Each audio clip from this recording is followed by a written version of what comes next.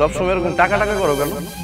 তাছাড়া আমার যে একটা সংসার আছে, আমার নিজের যে একটা খরচ আছে, সেটা কি ভুলে গেছো তোমরা? ওনাকে এই মুহূর্তে বাসা থেকে বের হয়ে চলে যেতে বলো। তোমার বাবা বাসা থেকে বের হয়ে যাবে নাকি আমি বের হয়ে যাব? আপনার কাছে কোনো টাকা নাই, আমার কাছে কোনো সদাই নাই। বাবা থাক না সীমা, খাক আব্বা। আব্বা খান। আজ ভোর রাতে আমাকে না খেয়ে রোজা করতে একটা বড় করে ইফতার পার্টি আয়োজন করব আমার বাবার বাসার সবাইকে নিয়ে। কতজন আসতে পারে? 25 থেকে 30 জন। টাকা দিবি বাজার? জানতাম তুমি আমার কাছে টাকার জন্য আসছো। ছেলে এখন অনেক বড় বিজনেসম্যান, গেলেই তো তোমাকে টাকা দিয়ে দিবে, তাই না?